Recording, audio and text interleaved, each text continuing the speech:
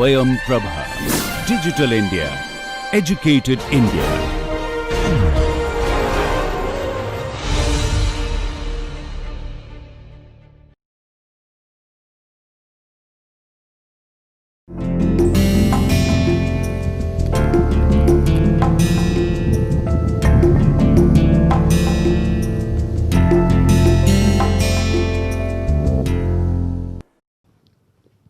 नमस्कार। पाश्चात्य राजनीतिक दार्शनिकों के अध्ययन की श्रृंखला में आज हम सोफिस्टों के बारे में विचार करेंगे। यह अपने आप में एक बहुत ही महत्वपूर्ण विषय है कि सोफिस्टों ने किस तरीके से राजनीतिक दर्शन की विवेचना की, और इसी संदर्भ में हम जो चर्चा करेंगे उसमें सबसे पहले मैं एक प्रस्तावना दूंगा इस विषय के बारे में। उसके बाद हम सोफिस्टों से पहले के पश्चिमी राजनीतिक दर्शन या पश्चिमी राजनीतिक सिद्धांत की विवेचना करेंगे। सोफिस्टों का उदय कैसे हुआ और उनके सामान्य विशेषताएं क्या थीं, इसके बारे में हम बात करेंगे। थ्रेसिमेकस, और यानी कि उसके बाद जब हम एक बार सोफिस्टों की विशेषताओं के बारे में पहचान कर लेंगे, तब हम तीन प्रमुख सोफिस्टों पर ध्यान देंगे। एक प्रोटागोरस, दूसरा थ्रेसिमेकस और तीसरा एंटीफोन। और उसके बाद मैं निष्कर्ष के रूप में कुछ बिंदुओं को रेखांकित करने का प्रयास करूंगा। पिछली चर्चा में हम लोगों ने पाश्चात्य या पश्चिमी राजनीतिक दर्शन के पढ़ने की कुछ महत्वपूर्ण उपागमों, दृष्टिकोणों की व्याख्या की थी। अर्थात जब हम राजनीतिक दर्शन के ग्रंथों को पढ़ते हैं तो हम उनकी कैसे व्याख्या कर सकते हैं, इसके बारे में हमने पिछली चर्चा में बात की थी। आज की चर्चा की शुरुआत हम सोफिस्टों से करेंगे, और सोफिस्टों का अध्ययन इसलिए ज़रूरी है क्योंकि ये ऐसे व्यक्ति थे जिन्होंने सबसे पहले गंभीर रूप से व्यवस्थित राजनीतिक चिंतन किया, और इन्होंने नैतिकता और राजनीति के कुछ अस्थायी प्रश्नों पर विचार किया। इसके अलावा जो सोफिस्ट थे उनके विचारों का प्रभाव सुकरात पर पड़ा। यानी जब सुकरात अपने विचारों को प्रस्तुत करते हैं तो वो कई मामलों में सोफिस्टों के विचारों का प्रतिवाद करते हैं या उससे आगे जाते हुए अपनी बातों को रखते हैं। यही बात प्लेटो के बारे में भी सही है कि जब प्लेटो अपने आगे हम देखेंगे कुछ यानी कि पहले इसके बाद हम सोक्रेट्स की बात करेंगे, सोक्रेट्स या सुकरात की, और फिर हम प्लेटो की बात करेंगे। तो हम देखेंगे कि जब प्लेटो अपने न्याय के सिद्धांत की विवेचना करते हैं तो उसमें और कई अन्य सिद्धांतों की विवेचना में भी जो सोफिस्ट हैं उनके विचारों को एक शुरुआती बिंदु के रूप में स्वीकार करते हैं, और फिर उन विचारों का खंडन करते हुए या उन्हें नकारते हुए वे अपने तर्कों को प्रस्तुत करने का प्रयास करते हैं। तो एक तरीके से हम यह कह सकते हैं कि सुकरात पर या प्लेटो पर इनके विचारों का काफ़ी स्पष्ट प्रभाव पड़ा। अमूमन यह प्रभाव नकारात्मक ही रहा, लेकिन कई बार कुछ संदर्भों में इनके विचारों को सुधारते हुए सुकरात और प्लेटो ने अपनी बातों को रखा। लेकिन सोफिस्टों के अध्ययन के संदर्भ में एक बहुत बड़ी चुनौती है, और वह चुनौती यह है कि इनका अपना लिखा हुआ बहुत कम मात्रा में उपलब्ध है। और जब हम बहुत कम मात्रा शब्द का इस्तेमाल कर रहे हैं तो इसका मतलब यह है कि शायद ही एकाध सोफिस्ट ऐसे हैं जिनकी कोई पूर्ण पुस्तक उपलब्ध हो, कुछ लेखन का अंश मिलता है। और अधिकांश मामलों में जब भी हम इनके विचारों का अध्ययन करते हैं तो हम आम तौर पर प्लेटो के लेखन का सहारा लेते हैं। प्लेटो के लेखन में जिस तरीके से सोफिस्ट सामने आते हैं उस तरीके से हम यह समझने की कोशिश करते हैं कि यह एक खास सोफिस्ट चिंतक का विचार है। अब इसका मतलब यह नहीं है, या सुनिश्चित रूप से कम हम यह नहीं कह सकते हैं कि यह एक ऐतिहासिक तथ्य है कि वह सोफिस्ट चिंतक वास्तव में उसी विचारों को मानता था। लेकिन जिन लोगों ने इस विषय पर अनुसंधान किया है उनका यह कहना है कि कम से कम कुछ सोफिस्ट चरित्र ऐसे जरूर थे जो कि ऐतिहासिक रूप से मौजूद थे, और उनके लेखन से यह पता चलता है कि अन्य सोफिस्ट भी मौजूद थे। मिसाल के तौर पर एंटीफोन की अपनी रचना की कुछ पृष्ठ मिलते हैं और या कुछ अंश मिलते हैं, और उन अंशों से पता चलता है कि बहुत से सोफिस्ट विचारक जो थे वो वास्तव में एग्जिस्ट करते थे। तो हमें क्या याद रखने की ज़रूरत है? हमें ये याद रखने की ज़रूरत है कि हम जिन सोफिस्ट विचारकों का अध्ययन कर रहे हैं उन सोफिस्ट विचारकों का अपना लिखा हुआ बहुत कम उपलब्ध है। आमतौर पर हम उनको समझने के लिए प्लेटो की रचनाओं पर निर्भर करते हैं और उन्हीं के माध्यम से हम समझने का प्रयास करते हैं कि सोफिस्टों ने क्या कहा। इसके अलावा कुछ और नाटककार या इतिहासकार जो उस समय के थे, उनके लेखन से भी इनके विचारों के बारे में जानकारी मिल जाती है। तो जब भी हम सोफिस्ट की बात करें, हमें इस तरह की सावधानी अपने दिमाग में स्पष्ट रूप से कायम रखने की ज़रूरत है।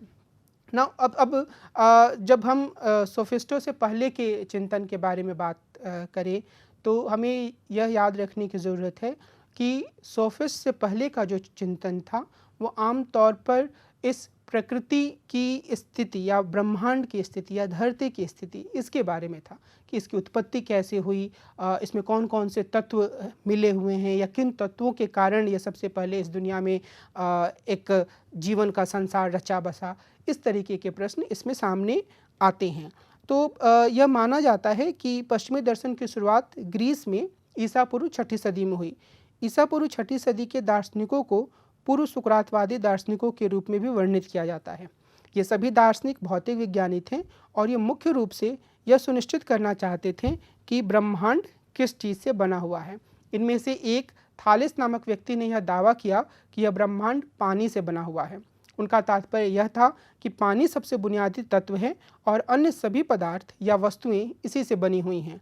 थालिस का अनुसरण करने वाले लोगों ने यह तर्क दिया कि पानी से ब्रह्मांड बना और फिर पृथ्वी या अग्नि या हवा या इन बुनियादी तत्वों के किसी संयोग से अन्य सारी चीज़ों का निर्माण हुआ। ईसा पूर्व 5वीं सदी में डेमोक्रिटस ने आखिरकार इस पहेली को सुलझाया और उन्होंने यह दावा किया कि सभी वस्तुएं परमाणु या एटम से बनी हुई हैं। लेकिन समय बीतने के साथ बहुत से चिंतकों को यह एहसास हुआ कि सबसे महत्वपूर्ण प्रश्नों का हल नहीं किया गया है। यानी यदि सब कुछ पानी से बना है तो पानी कैसे एक वस्तु से दूसरी वस्तु में तब्दील हो जाती है। और इससे भी महत्वपूर्ण प्रश्न यह था कि ब्रह्मांड की मूल प्रकृति क्या है। क्या हर वस्तु परिवर्तन की अवस्था में है या एक ज़्यादा बुनियादी यथार्थ है जो अस्थायी और अपरिवर्तनशील है। इस समय विचारकों ने इन प्रश्नों का अलग अलग उत्तर दिया। हेराक्लिट्स जैसे कुछ विचारकों ने यह तर्क दिया कि यथार्थ की बुनियादी प्रकृति खुद बदलती रहती है, यानी जिसे हम यथार्थ मानते हैं वो कुछ समय के बाद खुद ब खुद परिवर्तित होते रहता है।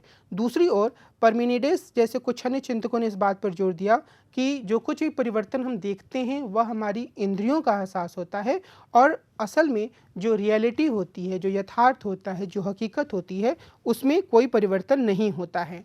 वहीं उन्होंने हेराक्लिट्स और परमिनिडेस के बीच का रास्ता अपनाया। मसलन पाइथागोरस नामक एक चिंतक ने यह दावा किया कि हम अपने आसपास परिवर्तनशील ब्रह्मांड को देखते हैं जो अपरिवर्तनीय गणितीय सिद्धांतों की उपसंरचना होती है। यानी कि कुछ चीज़ें वास्तव में बदलती हैं लेकिन उनके नीचे जो एक बुनियादी यथार्थ कायम रहता है। पाइथागोरस ने यह तर्क दिया कि यदि आपको ब्रह्मांड को समझना है तो आपको इसे गणितीय रूप से समझना होगा।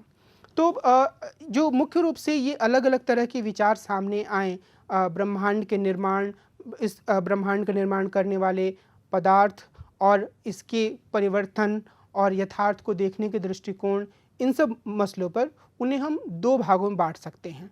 पहली बात तो यह है कि चिंतकों के एक समूह ने कॉस्मोस या ब्रह्मांड को भौतिकवादी आधार पर समझने पर जोर दिया।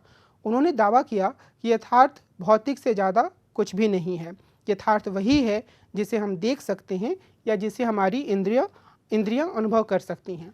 उन्होंने कहा कि हमें मानना चाहिए कि जो परिवर्तन हो रहा है वह वास्तविक है और इसके पीछे कोई दैवीय या आध्यात्मिक शक्ति नहीं है। मसलन डेमोक्रिटस ने यह तर्क दिया कि हर चीज़ भौतिक परमाणु से बनी हुई है और यह इनके बीच पूरी तरह से संयोग या संयोजन से अन्य वस्तुओं का निर्माण होता है।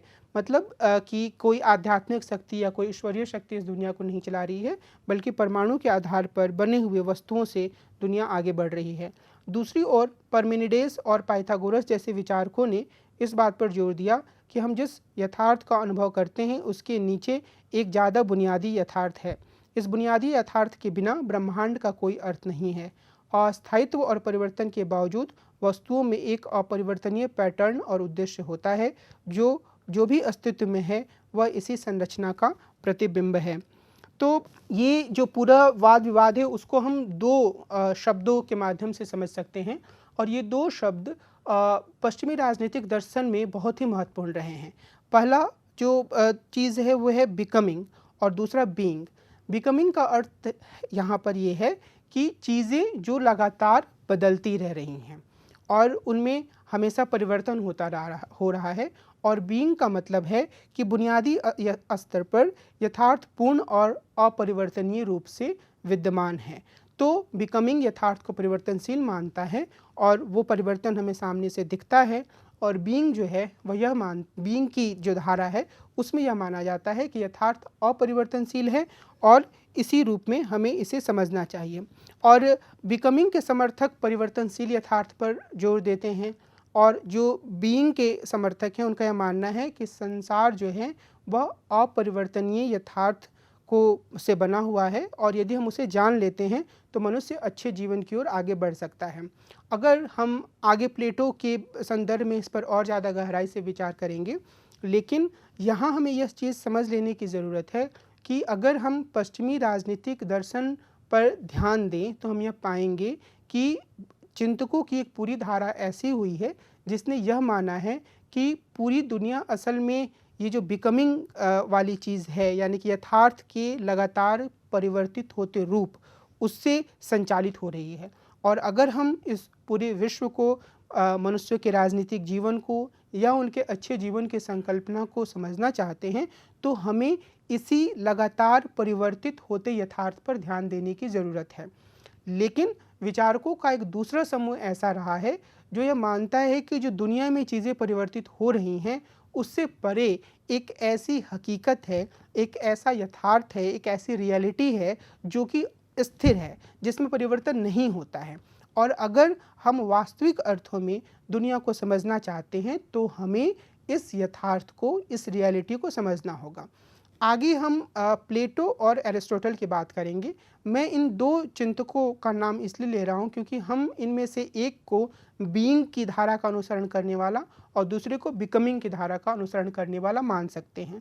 जहाँ प्लेटो यह मानते हैं कि दुनिया में सिर्फ जो चीज़ें जो परिवर्तित हो रही हैं वो यथार्थ नहीं है, और यथार्थ इस दुनिया से बाहर कहीं है, और अगर एक बार कोई एक व्यक्ति उसे अच्छी तरीके से समझ ले तो वो फिलॉसफर किंग या दार्शनिक राजा के रूप में दुनिया को बहुत अच्छी तरीके से संचालित कर सकता है।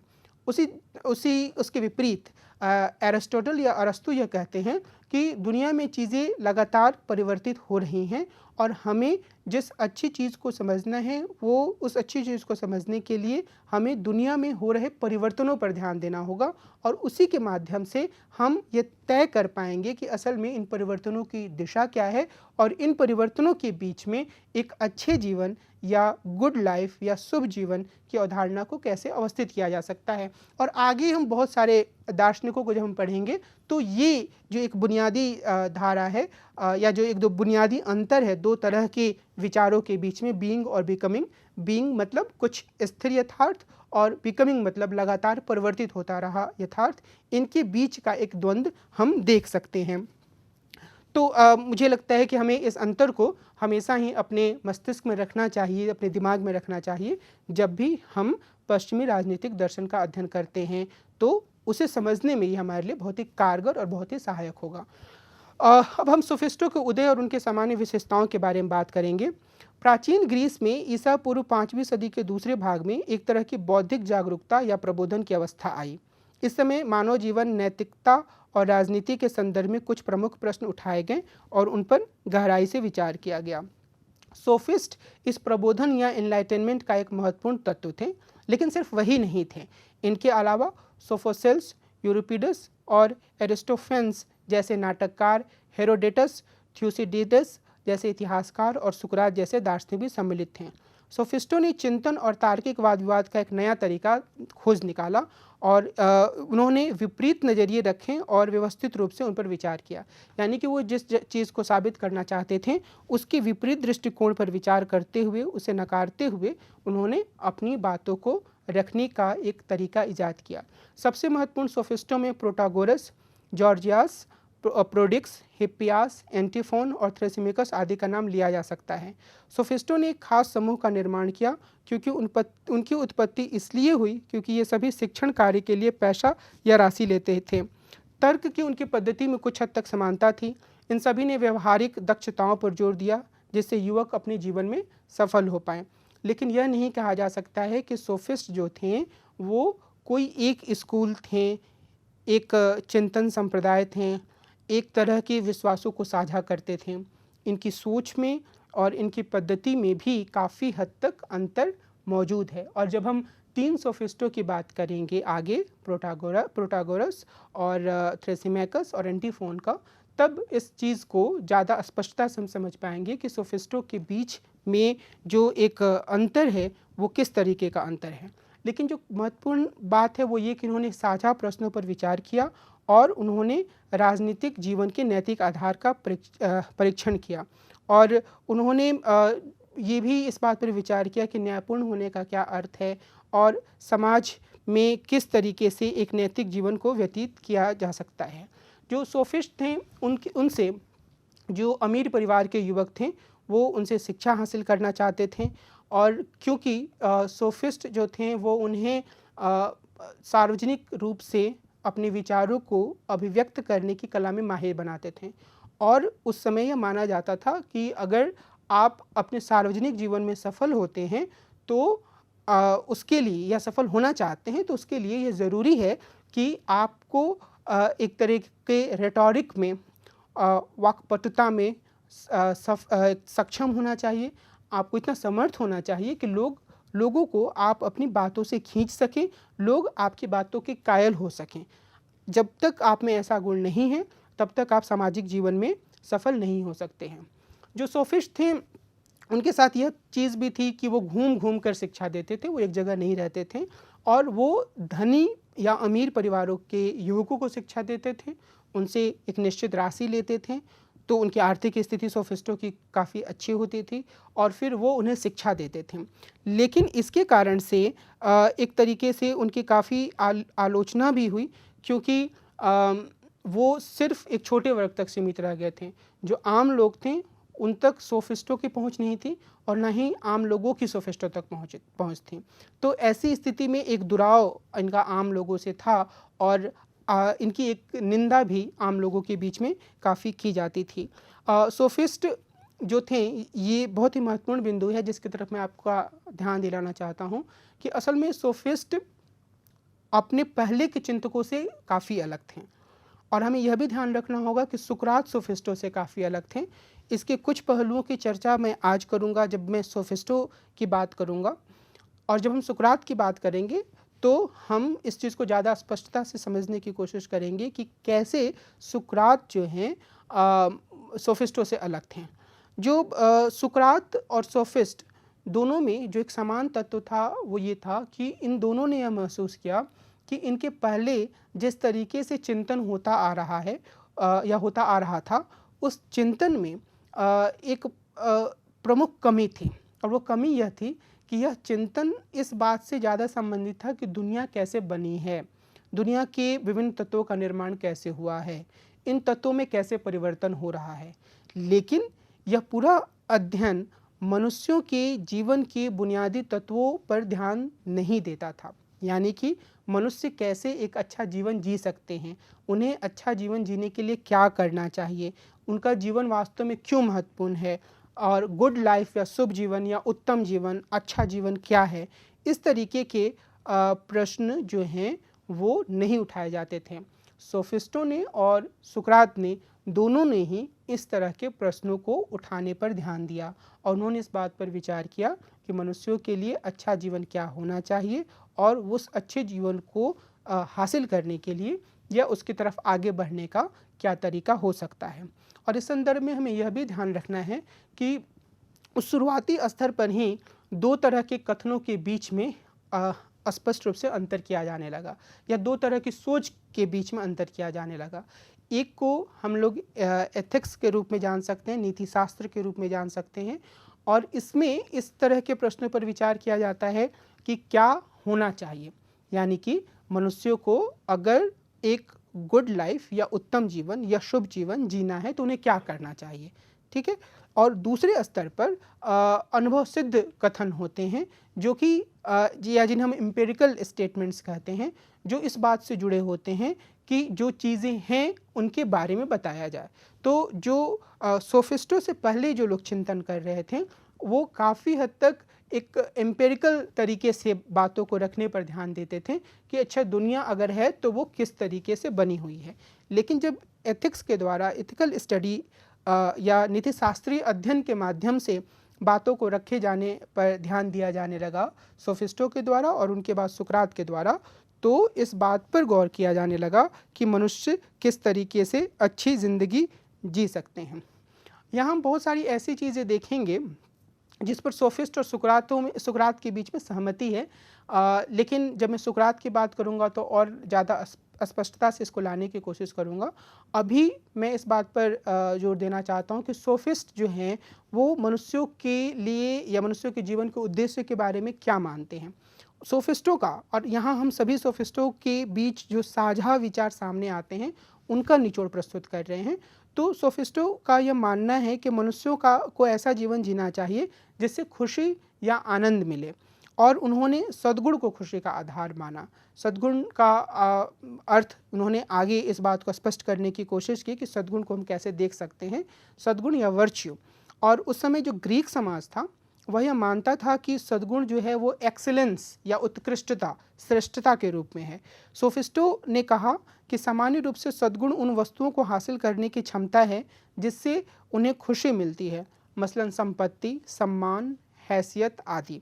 ये सारी ऐसी वस्तुएं हैं जिसे अगर कोई व्यक्ति हासिल करता है तो सोफिस्ट मानते हैं कि इससे उन्हें आनंद मिलता है। यदि किसी व्यक्ति के पास संपत्ति आ जाए, यदि समाज में उसका सम्मान होने लगे, यदि समाज में उसकी हैसियत बढ़ जाए, तो वह अपने लिए एक आनंद की वस्तु के रूप की, वह आनंद की कल्पना करता है जो कि साकार रूप में उसके पास आ सकती हैं इन वस्तुओं के हासिल होने के बाद।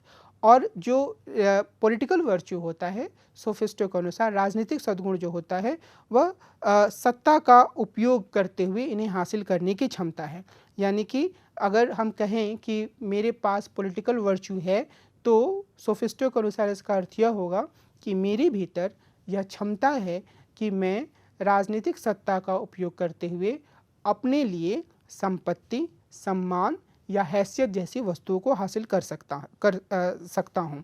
तो वे शक्ति हासिल करने के लिए रेटोरिक को महत्वपूर्ण मानते हैं, जिसकी चर्चा मैं पहले कर चुका हूँ, और इसीलिए वो रेटोरिक की शिक्षा देते थे। अधिकांश सोफिस्ट ये मानते हैं कि समाज और पॉलिटी में कुछ भी प्राकृतिक नहीं है, और वो ये भी कहते हैं कि मनुष्य बुनियादी रूप से सामाजिक प्राणी नहीं है, बल्कि वे व्यक्तिगत अहमवादी हैं। ये एक बहुत ही महत्वपूर्ण कथन है। जब हम प्रोटागोरस को देखेंगे तो वो व्यक्ति को महत्व देते हैं, लेकिन वो समाज को भी पूरी तरीके से नहीं नकारते हैं। मैं ये इशारा इसलिए कर रहा हूँ कि सभी सोफिस्ट एक ही तरीके से बिल्कुल नहीं सोचते हैं, लेकिन अधिकांश सोफिस्ट जो हैं वो ये मानते हैं कि मनुष्य जो होता है वह बुनियादी रूप से सामाजिक प्राणी नहीं होता है, और वह एक व्यक्तिगत अहमवादी होता है। व्यक्तिगत अहमवादी का मतलब यह है कि उसे सिर्फ और सिर्फ अपनी खुशी, अपनी इज्जत, अपनी प्रतिष्ठा, इन सब चीज़ों से उसे मतलब होता है और वो इसे हासिल करना चाहता है। और राजनीतिक व्यवस्था हो, सोफिस्ट मानते हैं कि चाहे कोई भी राजनीतिक व्यवस्था हो, प्रथाएं हों, कानून हों, ये सभी व्यवहारिक संस्थाएं हैं, यानी कि लोगों ने इसे एक तरीके से जीवन को आगे बढ़ाने के लिए, जीवन को चलाने के लिए बनाया है।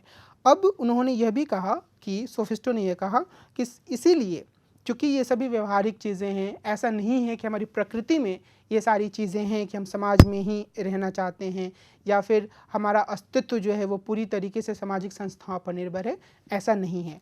इसलिए उन्होंने अपने शिष्यों को यह सिखाया कि अगर उन्हें अपने जीवन में सफल होना है, अगर उन्हें अपने जीवन में आगे बढ़ना है, तो उन्हें इन सभी चीज़ों का ज़्यादा से ज़्यादा फ़ायदा उठाना होगा।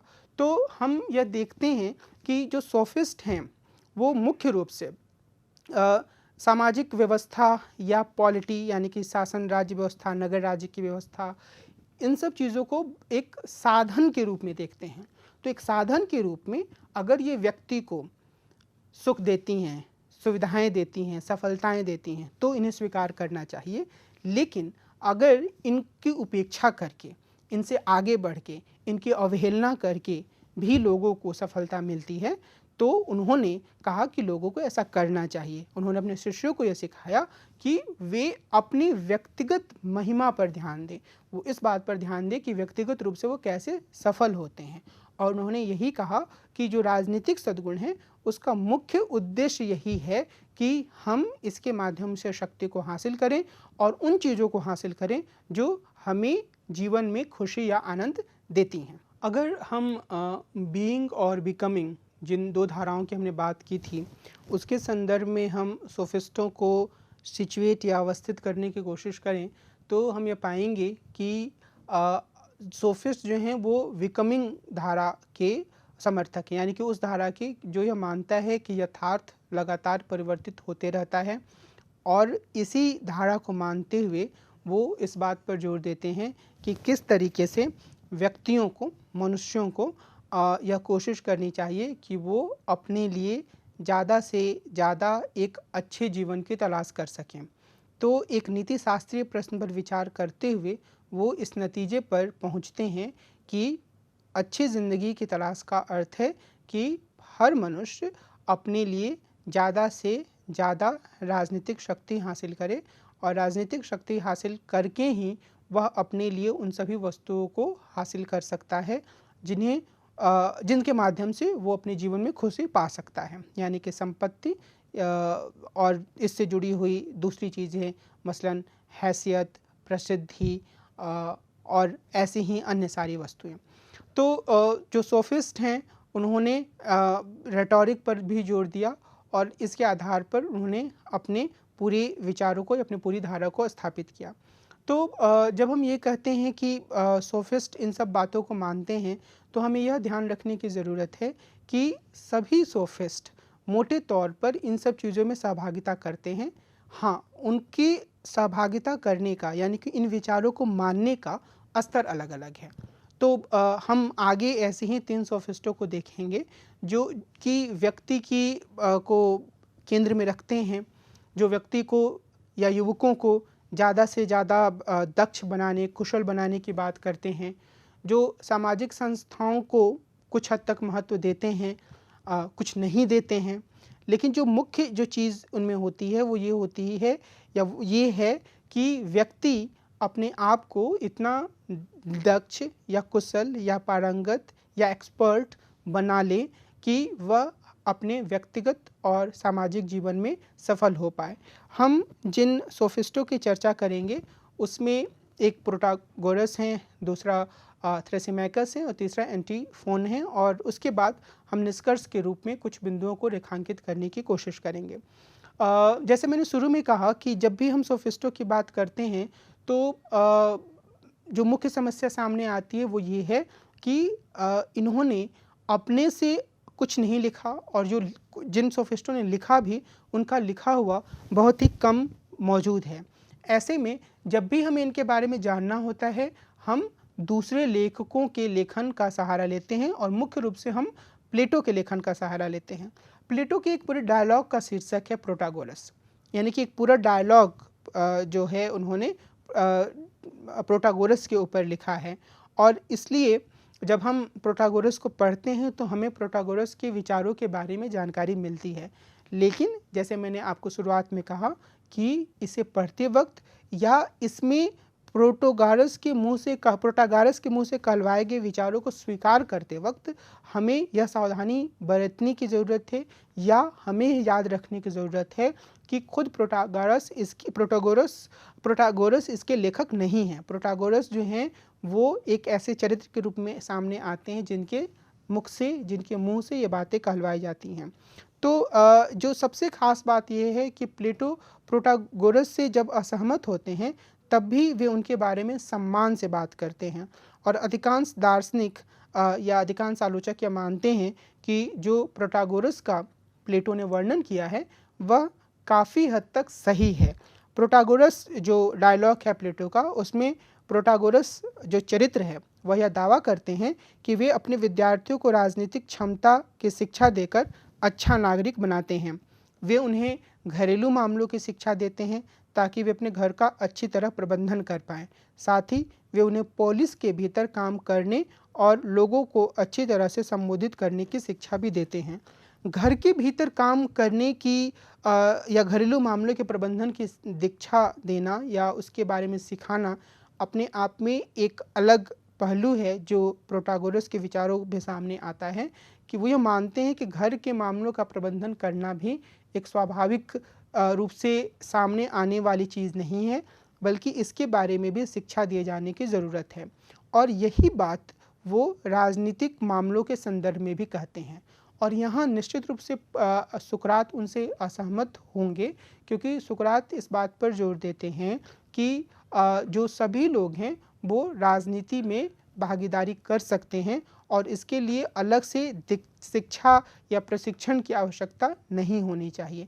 आगे जब हम सुकरात के विचारों को पढ़ेंगे तो सुकरात का यह मानना है कि वो जिस प्रश्न और उत्तर पद्धति का अनुसरण कर रहे हैं, उस प्रश्न और उत्तर देने की पद्धति के माध्यम से सत्य या ज्ञान की खोज में हर कोई भागीदारी कर सकता है। तो इस लिहाज से वो यह मानते हैं कि इसके लिए अलग से कोई विशेष प्रशिक्षण देने की आवश्यकता नहीं है। और एक तरीके से सुकरात भी और कुछ हद तक प्लेटो भी इस चीज़ को से सहमत हैं कि जो प्रोटागोरस हैं दूसरे सोफिस्टों की तरह वह भी सिर्फ और सिर्फ समाज के एक छोटे तबके को शिक्षा देकर नुकसान कर रहे हैं नगर राज्य का या जहाँ भी वो काम कर रहे हैं उस क्षेत्र का, क्योंकि वो एक विशिष्ट वर्ग तक ही शिक्षा को सीमित रख रहे हैं। तो इस लिहाज से आगे हम देखेंगे कि प्लेटो के लेखन में भी इस तरह के विचारों का स्पष्ट विरोध होगा, क्योंकि प्लेटो यह मानते हैं कि शिक्षा सबको दी जानी चाहिए। बहरहाल जो प्रोटागोरस हैं वो ये मानते हैं कि जब मनुष्यों का निर्माण किया गया तो उन्हें जानवरों से कमज़ोर बनाया गया, इसलिए मजबूत जानवरों से बचने के लिए आवश्यक था कि वे एक दूसरे के साथ रहें। यानी वो ये बताना चाहते हैं कि जो समाज बना वो एक स्वाभाविक रूप से ना बन के एक तरीके से इसको निर्माण किया गया।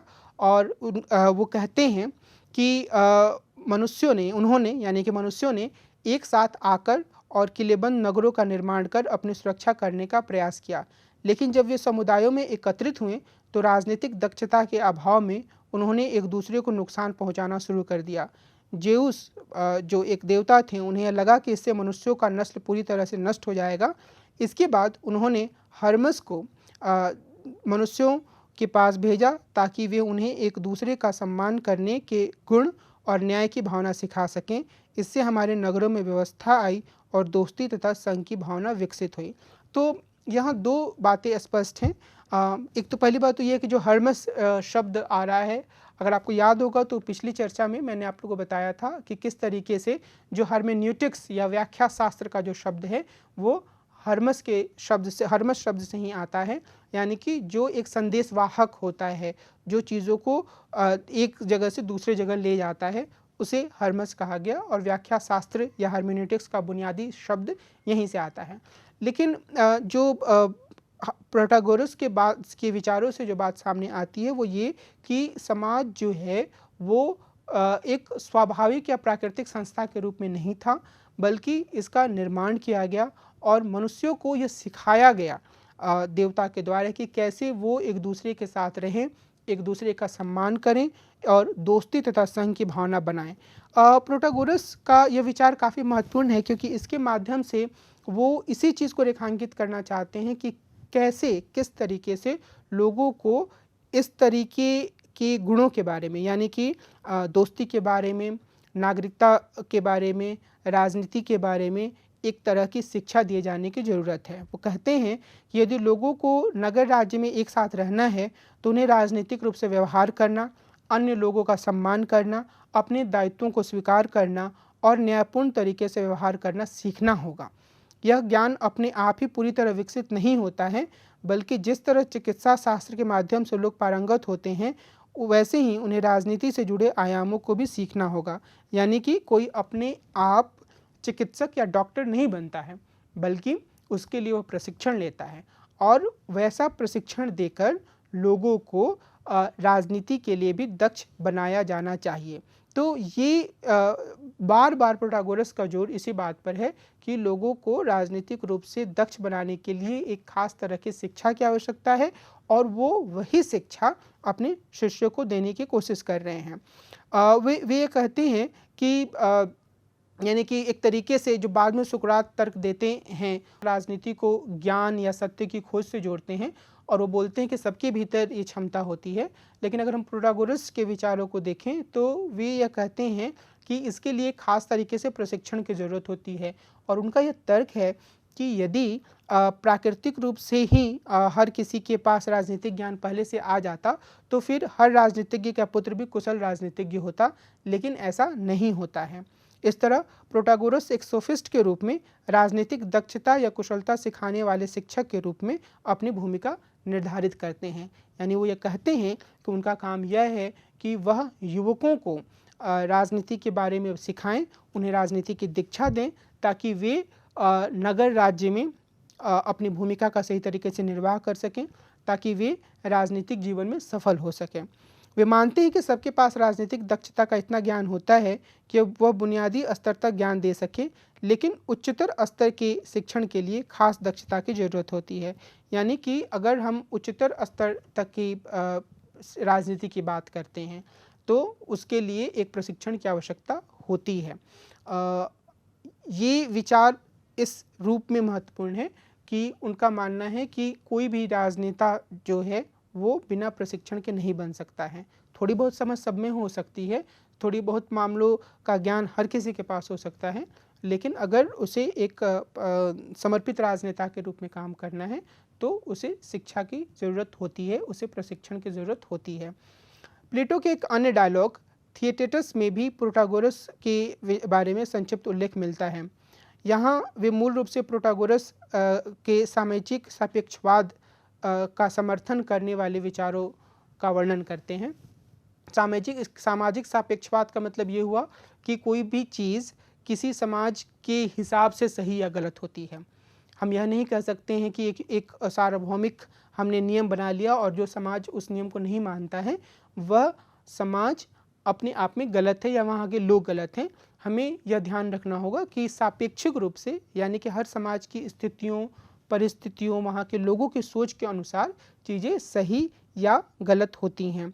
तो वे कहते हैं कि कोई भी नगर राज्य अपने लिए जिस चीज़ को न्यायपूर्ण और सही मानता है वह उसके लिए तब तक न्यायपूर्ण और सही है जब तक वह इस विचार को कायम रखता है।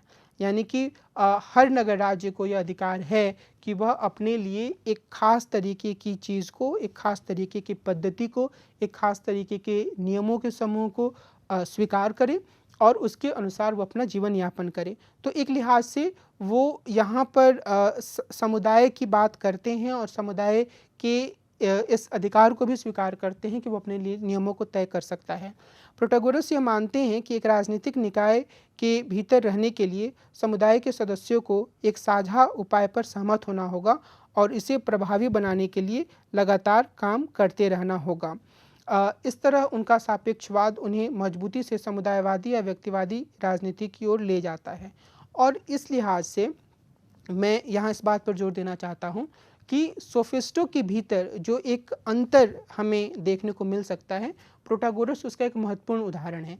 मैंने सोफिस्टों के जिन विचारों का उल्लेख किया, उन विचारों में मुख्य रूप से व्यक्ति केंद्रित विचार सामने आते हैं, लेकिन व्यक्ति के लाभ के लिहाज से ही, व्यक्ति के जीवन को बेहतर बनाने के लिहाज से ही समुदाय की भूमिका को प्रोटागोरस भी स्वीकार करते हैं। वो ये मानते हैं कि समुदाय निर्मित किया गया, समुदाय मनुष्यों की भलाई के लिए निर्मित किया गया, लेकिन अगर कोई व्यक्ति सफल होना चाहता है, अगर कोई बेहतर राजनीतिज्ञ बनना चाहता है, तो उसे निश्चित रूप से इस समाज के नियमों को और उसमें जो राजनीति करने या अच्छा नागरिक बनने के लिए शर्तें तय की गई हैं, उन्हें मानने की कला उसे अपने भीतर विकसित करनी होगी। अगर वह ऐसा कर पाता है तो वह सफल होगा। तो इस लिहाज से हम यह देख सकते हैं कि प्रोटागोरस के विचार एक ऐसे केंद्र के रूप में सामने आते हैं जो व्यक्ति को सबसे प्रमुख दर्जा देते हुए भी समुदाय की भूमिका को पूरी तरीके से नकारते नहीं हैं। और वे यह कहते हैं कि तानाशाही के अतिरिक्त हर तरह की शासन व्यवस्था को स्वीकार किया जा सकता है। उन्होंने पारंपरिक मूल्यों की भी तरफदारी की, और जब वो पारंपरिक मूल्य की तरफदारी करते हैं तो एक लिहाज से वो व्यक्ति को ही सबसे ज़्यादा सर्वोच्च मानने के अन्य सोफिस्टों के विचारों से थोड़ा अलग हटते हैं, जिसके कारण से अन्य सोफिस्टों ने उनकी आलोचना भी की थी। जो आम तौर पे सोफिस्ट ये मानते हैं कि एक व्यक्ति अपने लाभ के लिए कुछ भी कर सकता है, संस्थाओं का अनुसरण कर सकता है, संस्थाओं की अवहेलना भी कर सकता है। लेकिन प्रोटागोरस इस बात पर जोर देते हैं कि जब तक एक समुदाय, एक निकाय एक कुछ खास परंपराओं को स्वीकार करता है, तो उस समुदाय या निकाय के सदस्य के रूप में व्यक्ति को भी उनका अनुसरण करना चाहिए, क्योंकि जब वो व्यक्ति ऐसा करेगा तो उसे समाज में प्रतिष्ठा मिलेगी, वह लोगों का विश्वास भी जीत पाएगा और शायद एक बेहतर राजनेता के रूप में खुद को स्थापित भी कर पाएगा। तो इस लिहाज से सोफिस्ट जो हैं, सोफिस्टों के बीच में जो प्रोटागोरस हैं वो एक अलग तरीके के चिंतक के रूप में सामने आते हैं, जो कि व्यक्ति को महत्व देने के बावजूद समुदाय के महत्व को पूरी तरह से खारिज नहीं करते हैं।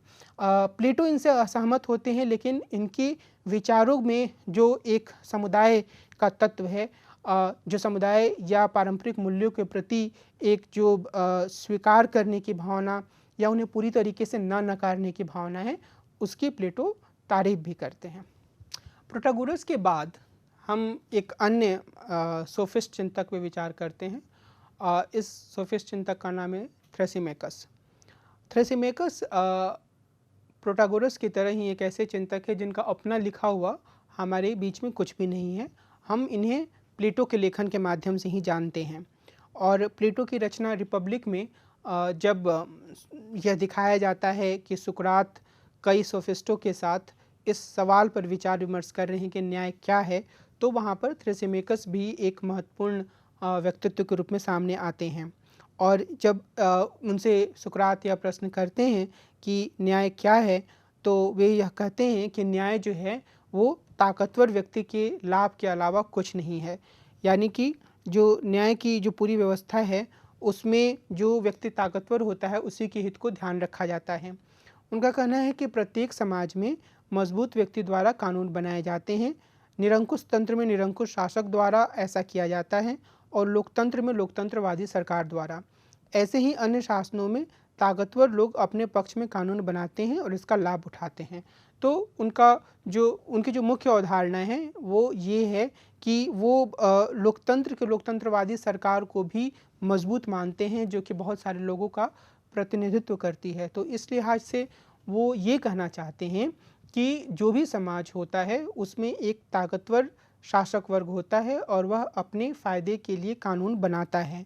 और थ्रेसिमेकस अपने विचारों का दायरा बढ़ाते हैं और वो कहते हैं कि निजी संबंधों में भी उसी की चलती है, उसी व्यक्ति की चलती है जो कि ताकतवर होता है, जो कि अपने ताकत के हिसाब से काम करने में समर्थ होता है। थ्रेसिमेकस के विचारों से साफ तौर पर यह बात सामने आती है कि व्यक्ति को या अलग अलग व्यक्तियों को अलग अलग जीवों के रूप में देखते हैं, अलग अलग प्राणियों के रूप में देखते हैं और वो यह कहते हैं कि हर व्यक्ति का अपना हित होता है। वो यहाँ तक जाते हैं कि जो व्यक्ति कमज़ोर होता है उसे इतना समर्थ होना चाहिए कि जब ताकतवर लोग न्याय को कानून बनाकर अपने पक्ष में करने की कोशिश करते हैं तो वो इस व्यवस्था में अपने लिए कोई रास्ता ढूंढ पाए। और ऐसा करने के लिए वो यह कहते हैं कि व्यक्ति अगर चाहे तो हर तरह के कदम उठा सकता है, बशर्ते वो अपने अस्तित्व को बचा पाए, वो सज़ा से बच पाए।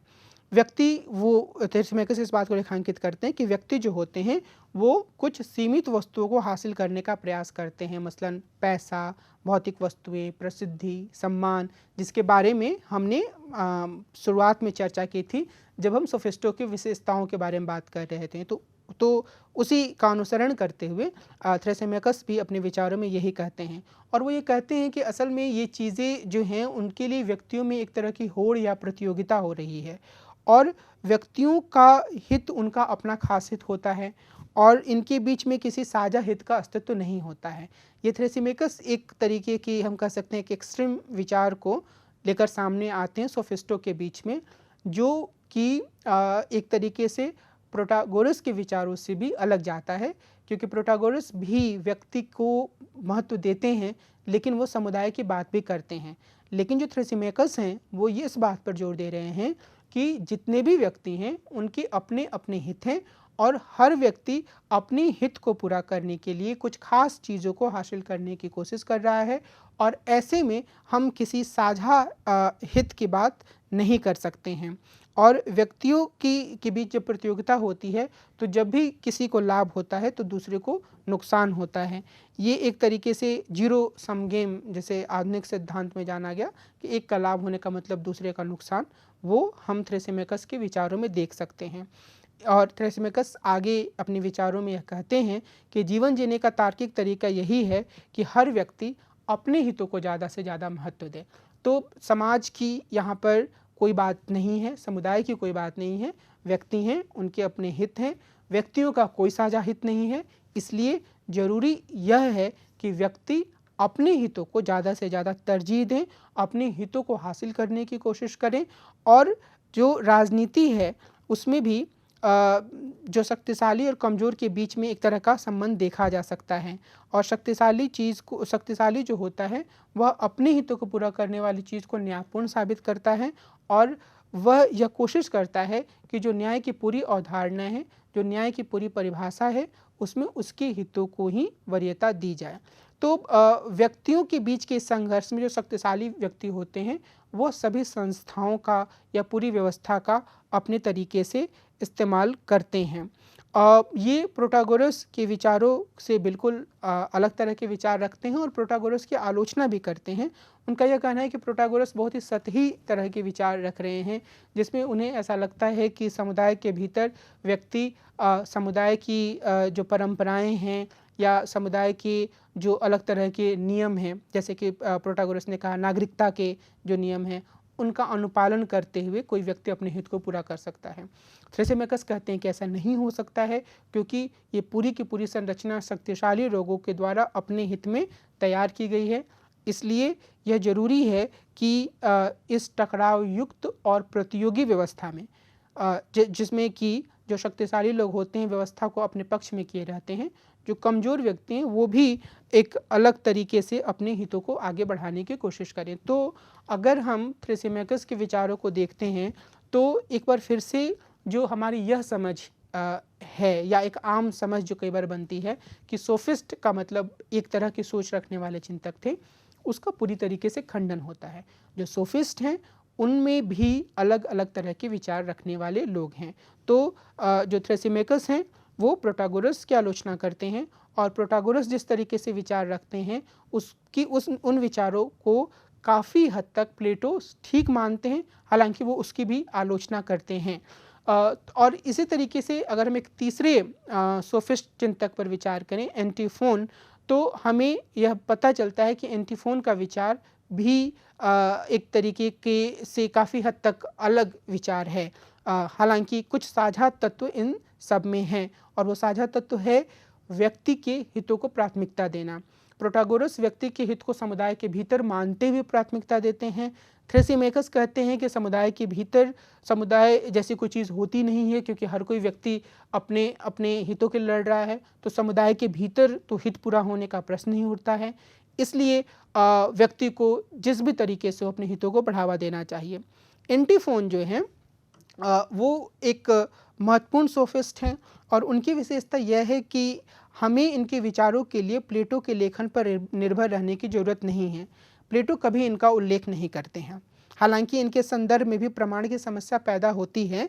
और वो समस्या इसलिए पैदा होती है कि इनका एक ग्रंथ ट्रुथ है जिसका एक अंश उपलब्ध है। इनकी मंशा स्पष्ट नहीं है, क्योंकि उस ग्रंथ में कुछ बातें कही जाती हैं, लेकिन यह स्पष्ट नहीं होता है कि यह लेखक के विचार हैं या लेखक किसी के द्वारा यह विचार कहलवा रहा है, तो ये उस व्यक्ति के विचार हैं।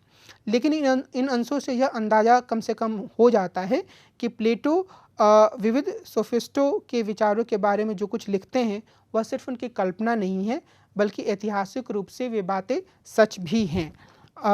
एंटीफोन प्रकृति और परंपरा के बीच प्रचलित अंतर का सहारा लेते हैं। इसमें यह माना जाता है कि जो प्राकृतिक है वह अपरिवर्तनीय है और हर जगह एक जैसा होता है। जो पारंपरिक है वह मनुष्यों द्वारा निर्मित होता है और वह एक समाज से दूसरे समाज में बदल जाता है। वे यानी कि एंटीफोन न्याय पर प्रकृति परंपरा के भेद को लागू करते हैं। वे कहते हैं कि एक साझा परिभाषा को स्वीकार करना और मनुष्य जिस नगर में नागरिक के रूप में रह रहे हैं वहाँ के नियमों का पालन करना न्याय है। तो यानी कि अगर मनुष्य जो होते हैं वह एक साझा परिभाषा को स्वीकार करते हैं। साझा परिभाषा का मतलब यहाँ प्रकृति का तत्व हो गया जो कहीं नहीं बदलता है, और जिस नगर में वो नागरिक के रूप में रह रहे हैं वहाँ के नियमों का जो कि मनुष्यों ने बनाए हैं अगर वो पालन करते हैं तो वो न्याय करते हैं। तो वो जो एक प्रकृति और परंपरा के बीच के जो तत्व हैं दोनों को समाहित करके न्याय की अपनी परंपरा, न्याय के अपने विचारों को सामने ले आते हैं। एंटीफोन का विश्लेषण कानून की कमियों और नाकामियों पर बल देता है और इस तरह यह न्यायपूर्ण होने के खिलाफ शक्तिशाली तर्क देता है।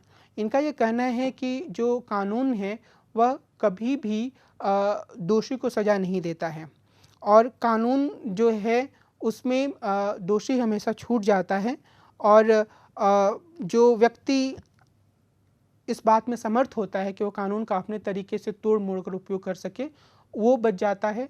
और कई बार जो नियम होते हैं वह हमें इस तरीके का काम करने के लिए कहते हैं या उनको मानते हुए हमें इस तरह का काम करना पड़ता है जो हमारी अपनी स्वाभाविक प्रकृति के हिसाब से सही नहीं होता है। एंटीफोन इस बात पर जोर देते हैं कि मनुष्यों को, जो व्यक्ति हैं, उन्हें कानूनों को तोड़कर भी अपना रास्ता निकालना चाहिए। वो कहते हैं कि कानूनों को तोड़ना गलत नहीं है बशर्ते कोई गवाह मौजूद ना हो। अगर कोई गवाह मौजूद है तो फिर जो कानून तोड़ता है उसे सज़ा मिलेगी। तो वो ये बोलते हैं कि जो मनुष्यों के द्वारा बनाई गई परंपराएं हैं या जो कानून हैं उनको तोड़ा जा सकता है। हालांकि उनका यह कहना है कि जो चीज़ें प्राकृतिक रूप से हैं उनको तोड़ने से खुद तोड़ने वाले को नुकसान हो सकता है, लेकिन जो मनुष्य निर्मित चीज़ें हैं उनकी अवहेलना करने से, उनको उनसे बचकर रास्ता निकालने से, अगर व्यक्ति के अपने हित पूरे होते हैं, उसके अपने हित सत्य हैं, तो निश्चित रूप से उसे ऐसा करना चाहिए। तो एक बार फिर से हम ये देखते हैं कि जो एंटीफोन है वह पूरी व्यवस्था पर या नियमों पर एक अविश्वास जताते हैं।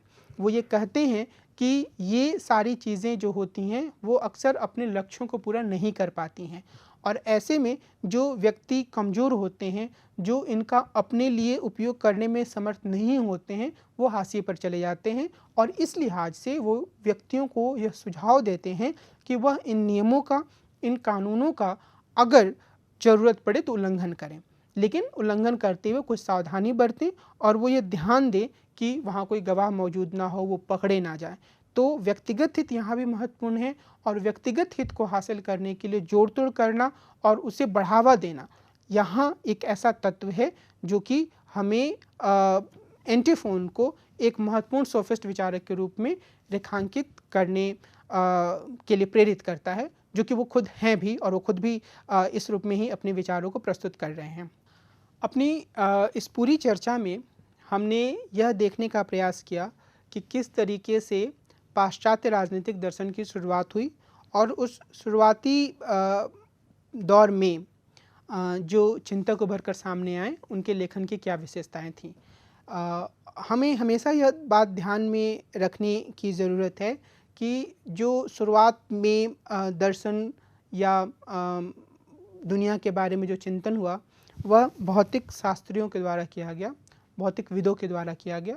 दुनिया के निर्माण के बारे में वहाँ पर बात हुई कि दुनिया कैसे बनती है, किन किन तत्वों से बनी है, उसे किस तरीके से देखा जा सकता है, दुनिया में जो रियलिटी है, यथार्थ, वह कैसे परिवर्तित हो रहा है या वह एक जगह निश्चित है। और वहीं पर मैंने बताया कि एक बीइंग और बिकमिंग का सिद्धांत आता है। बीइंग का मतलब यथार्थ सुनिश्चित है, बिकमिंग का मतलब उसमें लगातार परिवर्तन हो रहा है।